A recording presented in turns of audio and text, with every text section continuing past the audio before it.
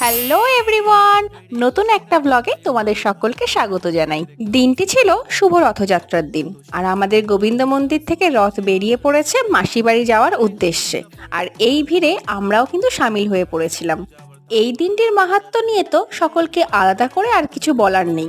গোবিন্দ মন্দিরের পাশেই বসে এই দিনটায় মেলা, আর আমরাও সেখানে রেডি হয়ে চলে গিয়েছিলাম। আমি, মা আর বোন, আমরা তিনজন মিলে মেলায় গিয়েছিলাম।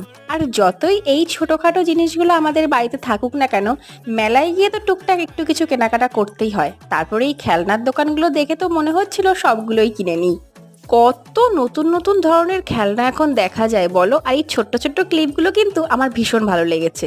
আর রথের মেলায় যাব, পাঁপড় ভাজা খাবো না সেটা তো হতেই পারে না, তাই এখানে আমরা দাঁড়িয়ে পড়েছিলাম পাঁপড় ভাজা খাওয়ার জন্য। আর তার পাশেই ছিল এই ভুট্টার দোকানটি। সেখান থেকেও ভুট্টা কিনে, বাদাম কিনে, জিলাপি কিনে আমি এখন চললাম বাড়ির পথে। তোমাদের সাথে দেখা হবে খুব তাড়াতাড়ি। টাটা।